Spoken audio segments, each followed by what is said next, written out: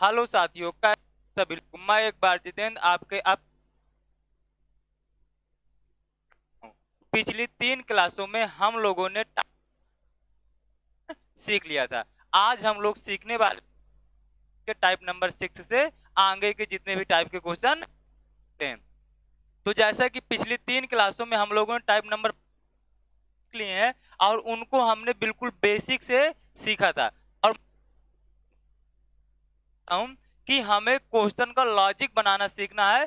जब हमें क्वेश्चन का लॉजिक बनाना आएगा तो अपने आप सॉल्व होना स्टार्ट हो जाएंगे। तो इसलिए सबसे पहले कोई भी क्वेश्चन इसके पढ़ने के बाद उसमें हमें लॉजिक सेट करना है और लॉजिक सेट करने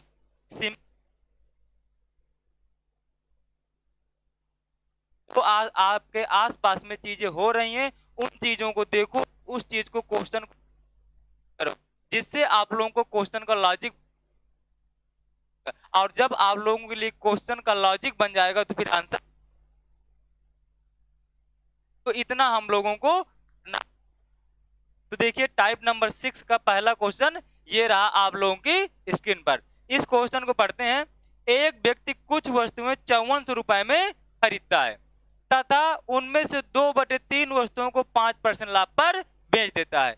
वह शेष वस्तुओं को कितने प्रतिशत लाभ पर बेचे ताकि उसे सभी वस्तुओं पर 13% का लाभ हो सके। अब इस क्वेश्चन को पढ़ने के बाद आप लोगों के दिमाग में एक बात तुरंत आना चाहिए कि वो वस्तुएं कितने खरीद रहा है। 5400 की कोई आदमी वस्तुएं खरीद रहा होगा, उसको ओवरऑल कितना लाभ चाहिए? 13% का लाभ चाहिए। तो एक बात यहां से ये बताओ कि जब दुकानदार 5400 रुपए की वस्तु खरीद रहा है, कितने की वस्तु खरीद रहा है? 5400 की, तो उसको लाभ भी कितने में चाहिए होगा? 5400। और उसको 5400 में कितने परसेंट का लाभ चाहिए? कितने परसेंट का लाभ चाहिए उसको?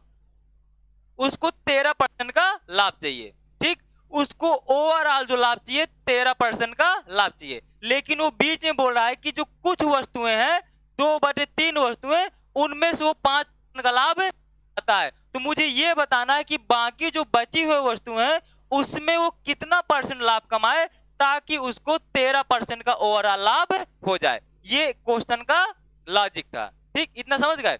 अब देखिए हम लोग चलते हैं। तो देखिए एक जो दुकानदार है वो कितने की वस्तु खरीद रहा है? 5400 की। कितने की वस्तु खरीद रहा है? 5400 की। तो ये कुल वस्तु है 5400 की, वो रुपए की खरीद रहा है, जिसमें से 2/3 कितनी?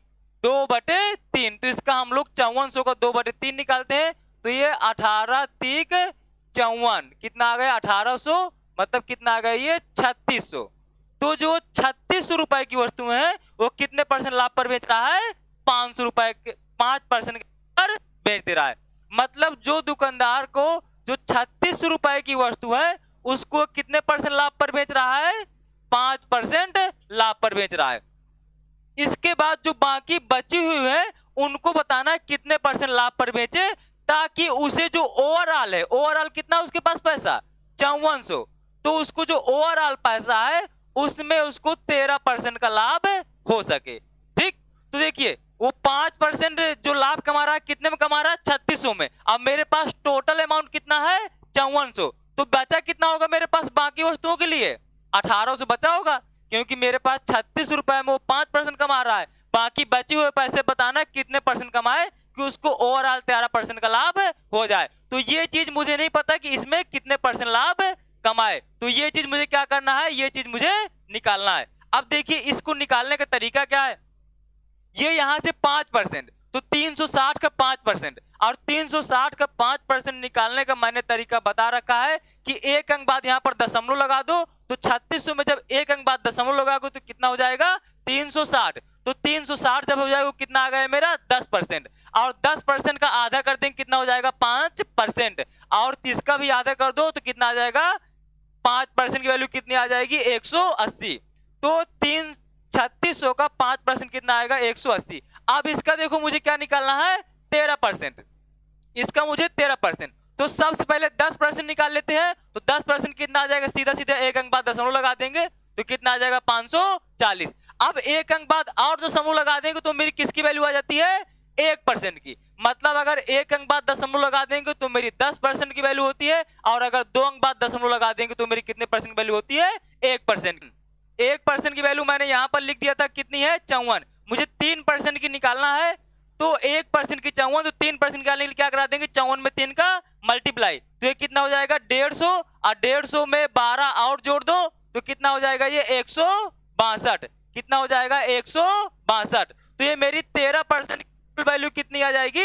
702। तो मेरी 13% की जो वैल्यू आई कितनी आई? 702। अब मुझे ओवरऑल कितने का लाभ हो रहा है? 702 का, और यहां पर आधी वस्तु में मुझे कितने का लाभ हो रहा है? 180 का। तो जो बाकी बच गया होगा, इन दोनों को जोड़ने पर मेरा कितना आ रहा है? 702 आना चाहिए, और यहां पर कितना? 180। तो इसमें कितना, ये इसमें कितना लाभ कमा रहा होगा? क्योंकि वो ओवरऑल कितना लाभ कमा रहा है? 700। और ये जो तीन वस्तुएं हैं उसमें से वो कितना लाभ कमा रहा है? 180। तो बाकी जो बचा हुआ पैसा होगा वो कहां से लाभ कमा रहा होगा? इन्हीं 1800 से लाभ कमा रहा होगा। तो 702 में 180 घट तो कितना आएगा? तो 700 में जब 2 में 180 सीधा सीधा घटाओ तो ये कितना आ जाएगा? ये 2 आ जाएगा। इधर कितना? 10, तो ये 2, और ये कितना आ गया? 5। मतलब ये इसमें वो कितने परसेंट कितना लाभ कमा रहा होगा?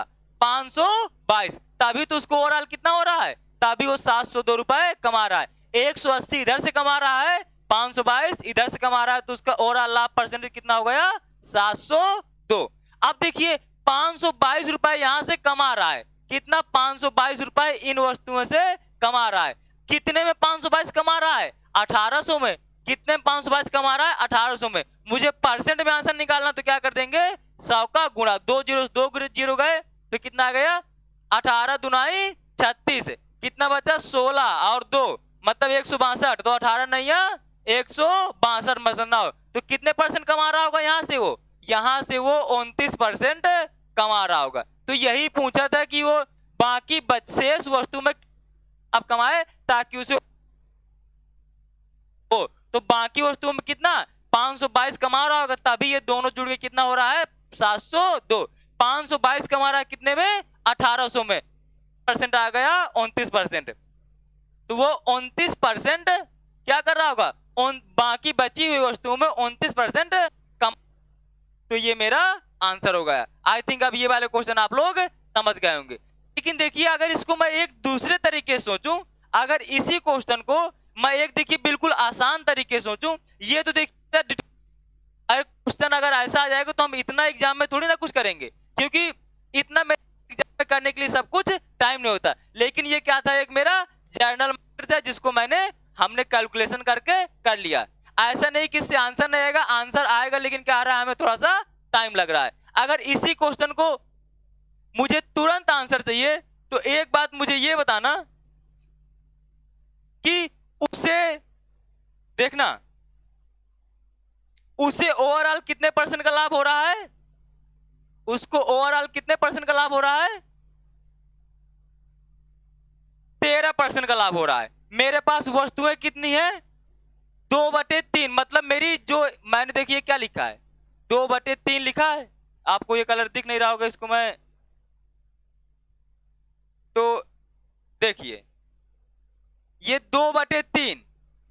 इसका मतलब मैंने बता रखा है परसेंटेज में कि जो नीचे वाली वैल्यू होती है मेरी क्या होती है? ओरिजिनल वैल्यू होती है। क्या होती है? ओरिजिनल वैल्यू, मतलब मूल संख्या। क्या होती है? मूल संख्या। ठीक। तो जकरा 2/3 वस्तुओं को बेच रहा है, मतलब मेरे पास कुल वस्तुएं कितनी रही होंगी? मेरे पास कुल वस्तुएं कितनी रही होंगी? 3 मेरे पास कुल वस्तुएं रही होंगी। तो 2 वस्तुओं को कितने परसेंट लाभ पर बेच रहा है? वो 2 वस्तुओं को 5% लाभ पर बेच रहा है। ठीक। और बाकी जो उसके पास मेरे पास थी 3 वस्तुएं, 2 वस्तुओं को 5% लाभ पर बेच दिया, तो कितना परसेंट उसको लाभ हो गया? 10% का उसको लाभ हो गया।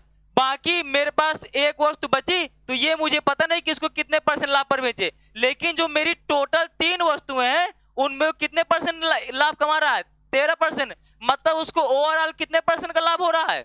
39% का। और यहां से वो 10% का लाभ कमा रहा है, तो यहां से वो कितने का लाभ कमा रहा होगा? 29% का। तभी तो ये जोड़ के मेरा 39 आया होगा। मतलब यहाँ से कितने परसेंट का लाभ कमा रहा है वो, 29% का। और ये मेरा क्या आ गया, डायरेक्ट आंसर। तो इस क्वेश्चन से करना था, समझ रहे होंगे इस क्वेश्चन को कैसे करना है। एक बार बिल्कुल आराम से बेसिक से सोचिए कि देखिए मेरे पास 3 वस्तुएं थी, मेरे पास क्या थी, 3 वस्तुएं थी। 3 में से वो 2 वस्तुओं को 5% लाभ पर बेच रहा है। क्या बेच रहा है, 2 वस्तु 5% लाभ पर बेच, तो 2 वस्तुओं को 5% तो 1% का लाभ हो रहा है, तो 2 में कितने परसेंट का। और ये जो बाकी ओवर उसको कितने परसेंट का लाभ हो रहा है, 13% का। तो 3 वस्तुओं में उसको कितने परसेंट का लाभ होगा, 39%। और यहाँ पर उसको 10% लाभ हो रहा है और ओवरऑल उसको 39% लाभ हो रहा है। तो इस एक वस्तु को कितने परसेंट लाभ कमा रहा होगा, 29%, तभी तो मेरा 39% हुआ होगा। तो ये था मेरा ये क्वेश्चन करने का। अगले क्वेश्चन पर तो देखिए, अब इस क्वेश्चन को पढ़िए आप लोग। इस क्वेश्चन में क्या कर रहा है, एक दुकानदार अंकित मूल्य पर 25% की छूट देता है। तो पहले मैं इतना पढ़ने के बाद तथा 30% लाभ कमाता है। यदि उसका लाभ 90 रुपए हो तो ज्ञात कीजिए छूट की राशि ज्ञात। तो मुझे छूट की राशि ज्ञात करना है। अभी देखिए मुझे इस क्वेश्चन में ज्यादा कुछ नहीं समझ में आ रहा है, लेकिन मुझे इतना समझ में आ रहा है कि वो 25% का डिस्काउंट दे रहा है। तो मतलब डिस्काउंट दे रहा है, तो पहले मैं इतनी सी बात लिखता हूं, कितने परसेंट का डिस्काउंट दे रहा है, डिस्काउंट परसेंटेज मेरा कितना दिया है, 25%। तो इसको अगर मैं फ्रैक्शन में लिखना चाहूं तो 25% की फ्रैक्शन वैल्यू क्या होती है, 1/4। और ये चीज मैं पहले बता चुका हूं, डिस्काउंट हमेशा किस पर दिया जाता है, एमपी पर। डिस्काउंट हमेशा किस पर दिया जाता है, एमपी पर। तो मेरा एमपी कितना रहा होगा, 4। और जो ऊपर वाली वैल्यू वो क्या रही होगी मेरी, डिस्काउंट। तो मेरा डिस्काउंट कितना रहा होगा, 1। इसके बाद फिर जो और आगे दिया है कि उसका प्रॉफिट परसेंटेज कितना दिया है, 30%। कितने परसेंट का प्रॉफिट हो रहा है, 30% का। तो 30% का मतलब कितना हो गया, 30/100। 1 0 से 1 0 काट दे तो कितना बन गया, 3/10। और मैंने बताया था डिस्काउंट हमेशा किस पर दिया जाता है, सीपी पर। तो मेरी नीचे वाली वैल्यू क्या हो गई, सीपी, और ऊपर वाली मेरी क्या हो गई, प्रॉफिट। अब देखिए जितनी बातें मुझे पता है वो सारी बातें हम लोग एक एक करके लिखते हैं। एक मेरा सीपी हो गया, एक मेरा ये एसपी होगा, और एक मेरा क्या होगा, एमपी होगा, एक डिस्काउंट होगा, और एक प्रॉफिट या लॉस वाला कॉलम होगा। अब देखिए मैं ऊपर से लिखना स्टार्ट करता हूं, जहां पर जो होगा उसको वहीं पर लिखना है। मेरा एमपी कितना दिया था, 4। डिस्काउंट कितना दिया था, 1। तो अगर मेरा एमपी 4 है, डिस्काउंट 1 है, तो उस वस्तु को कितने पर बेचा होगा, 3 रुपए। कितने की बेचा होगा, 3 पर। इतनी बात समझ गए। अब नीचे वाली आते हैं, तो नीचे वाली जब है तो नीचे वालों को देखिए, डिस्काउंट की बात करें तो डिस्काउंट वालों को एक साथ लिखेंगे, ये प्रॉफिट वाला है तो प्रॉफिट वालों को अलग लिखेंगे। तो देखिए उसको कितने का, सीपी उसका कितना है, 10। तो मैंने ये लिख लिया सीपी 10। उसको 3 का क्या हो रहा है, प्रॉफिट, तो यहां लिख लिया 3 का उसको प्रॉफिट। और उसको 3 का प्रॉफिट हो रहा है, सीपी 10 है, तो उसका एसपी कितना रहा होगा, 13। यहां तक किसी कोई डाउट, इतनी इंफॉर्मेशन थी, बस मैंने उतना ही अभी लिख लिया, ठीक।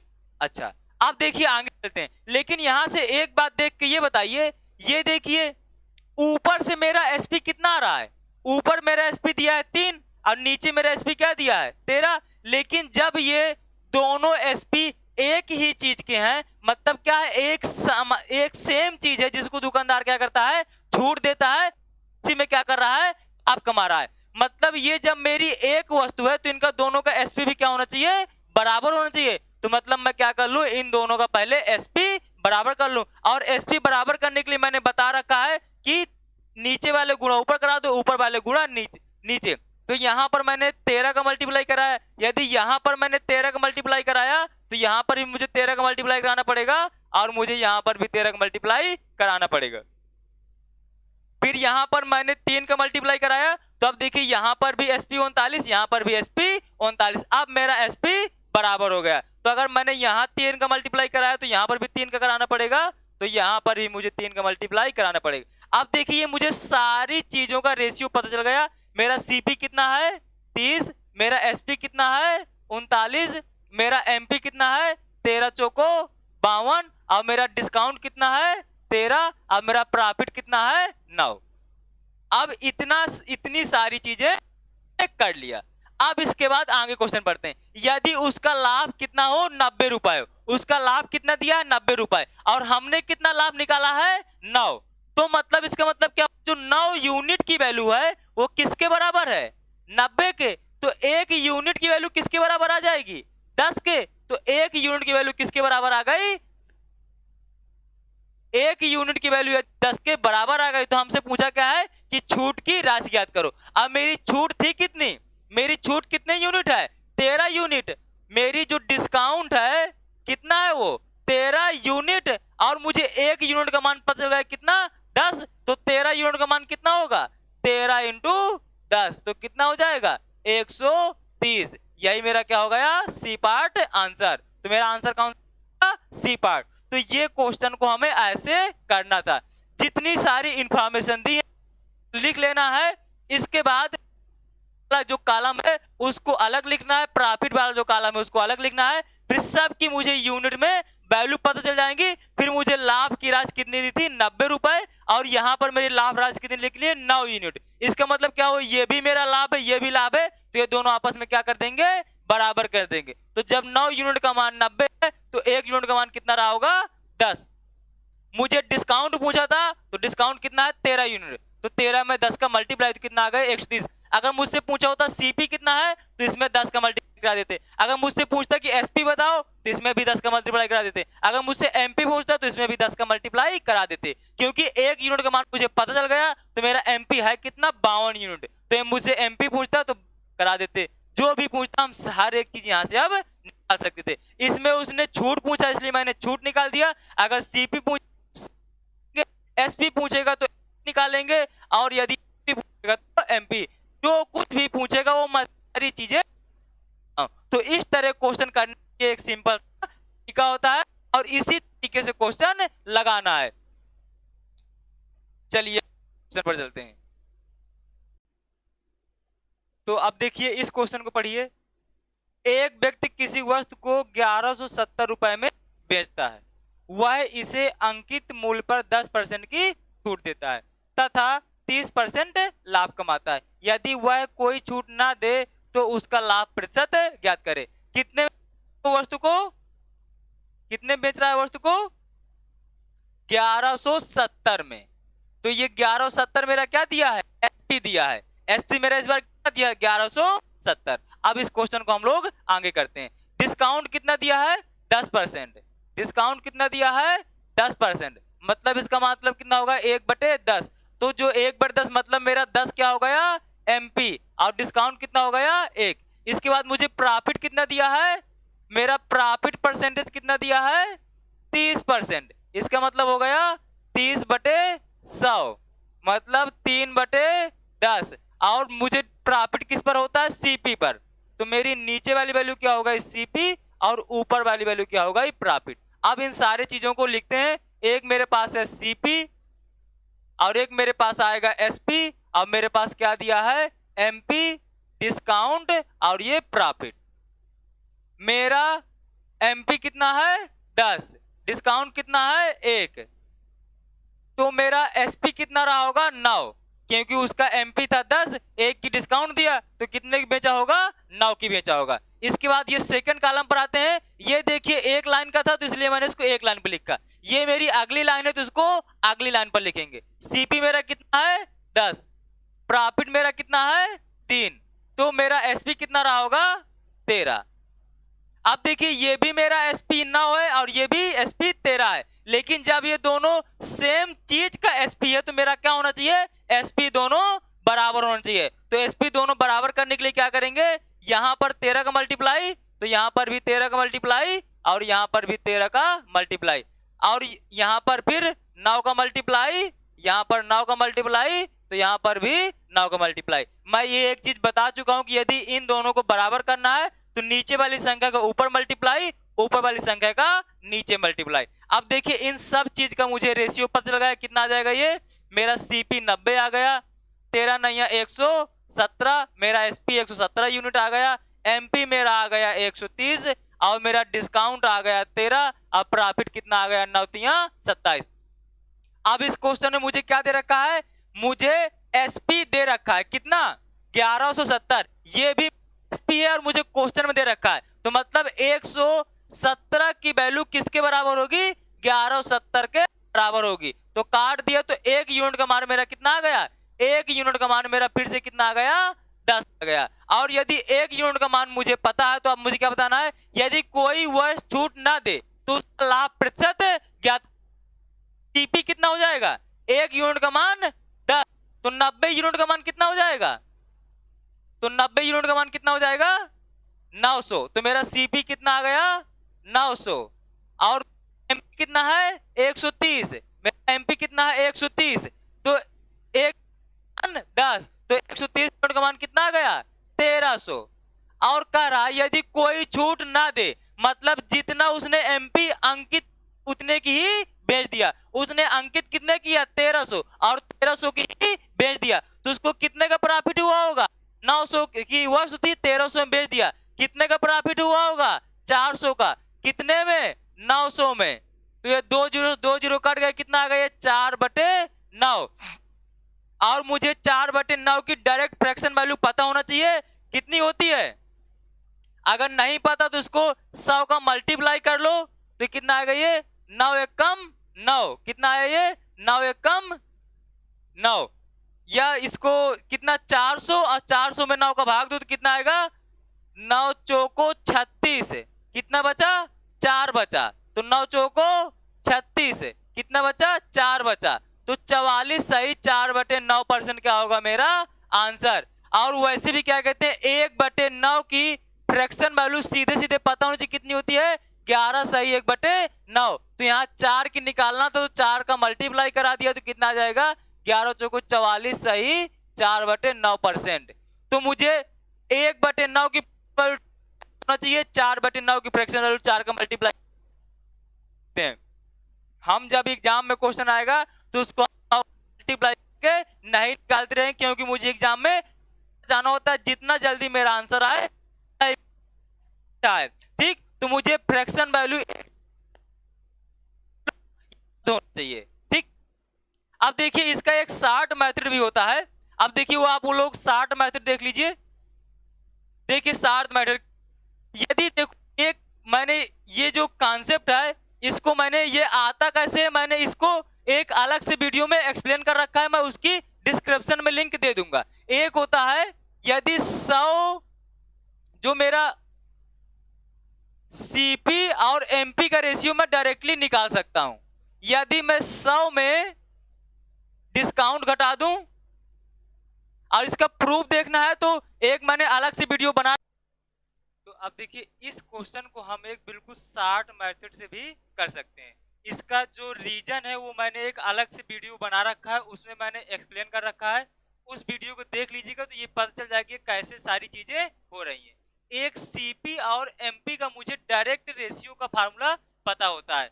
यदि मैं 100 में से डिस्काउंट घटा दूं और यहाँ पर 100 में से प्रॉफिट जोड़ दूं तो मेरा सीपी और एमपी का डायरेक्ट रेशियो आ जाता है। यहाँ पर देखिए मुझे डिस्काउंट कितने परसेंट दिया है? 10%। तो मैंने 100 में 10% घटा दिया तो कितना आ गया मेरा? 90। और यहाँ पर मेरा लाभ कितना दिया है? 90%। तो मैंने 100 में 30% जोड़ दिया तो कितना हो जाएगा ये? 130। तो ये डायरेक्ट फार्मूला होता है एक सीपी और एमपी का रेशियो निकालने का। डायरेक्ट फार्मूला होता है कि 100 में डिस्काउंट घटा दे और 100 में प्रॉफिट जोड़ दे तो सीपी और एमपी का डायरेक्ट रेशियो आ जाता है। इसको तो मेरा सीपी कितना आ गया? 90 आ गया और एमपी कितना आ गया? 130 आ गया। ठीक, अब मुझसे क्या करा, यदि कोई छूट ना दे तो उसका लाभ प्रतिशत ज्ञात करें। मतलब जितना एमपी था वो उतने में वस्तु को बेच दिया, तो वो उसकी वस्तु की लागत थी 90 रुपीज, वो बेच कितने रहा है? 130 का। तो उसको कितने का फायदा हो रहा है? 40 का। कितने में? 90 में। तो बस इसका डायरेक्ट आंसर आ गया है 4/9। और 4/9 की वैल्यू मैंने बता रखी कितनी होती है? 44 सही 4/9%। तो ये इस तरह का यदि मुझसे क्वेश्चन में खाली ये पूछा गया कि कितने परसेंट का लाभ होगा या कितने परसेंट की हानि होगी तो उसका मुझे डायरेक्ट रेशियो निकालना है सीपी और एमपी का। और सीपी और एमपी का रेशियो निकालने का है 100 में से डिस्काउंट घटा दो सीपी आ जाएगा और 100 में से प्रॉफिट जोड़ दो तो क्या आ जाएगा मेरा? एमपी आ जाएगा। और यहाँ पर यदि लॉस हो रहा था तो क्या करते थे? यहाँ पर भी 100 में से लॉस को घटा देते। यदि प्रॉफिट होगा तो क्या करना है, जोड़ना है, और यदि लॉस होगा तो घटाना है, तो सीधा सीधा मेरा क्या आ जाएगा, एमपी। लेकिन सीपी के लिए फिक्स है कि डिस्काउंट को हमेशा सीपी में 100 में से घटा देना है। तो ये हम लोगों का एक डायरेक्ट मेथड बन गया। ठीक, तो साथियों देखिए इस टाइप के क्वेश्चन आप लोगों को किस तरह से करना है, ये चीज हम लोग सीखते हैं।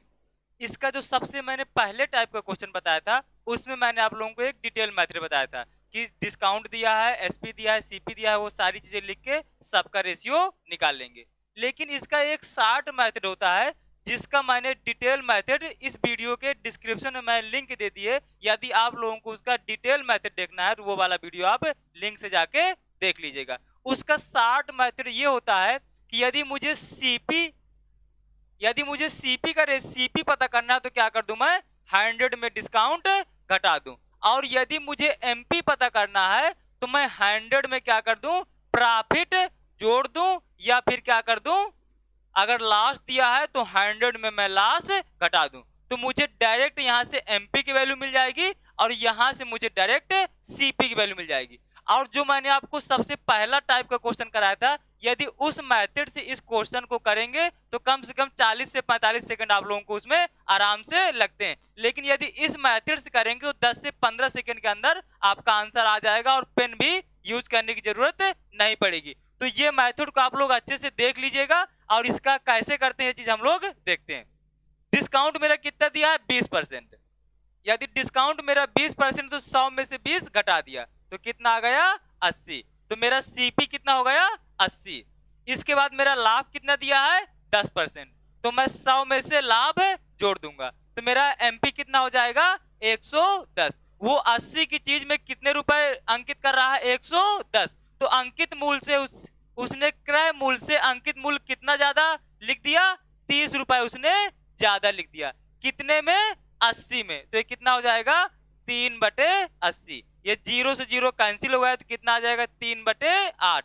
और ये 3/8 की वैल्यू कितनी होती है, 37 सही 1/2। और 37 सही 1/2 कैसे आता है, मैंने ये चीज परसेंटेज के फर्स्ट वीडियो में समझा रखी है, उसकी मैंने लिंक डिस्क्रिप्शन में दे दिया है। यदि आप लोगों को इसको सीखना है तो वो वाला वीडियो मेरा जाके देख लीजिएगा, तो आप लोगों को उसमें डिटेल में मैंने समझाया जिससे आपकी सारी चीजें क्लियर हो जाएंगी।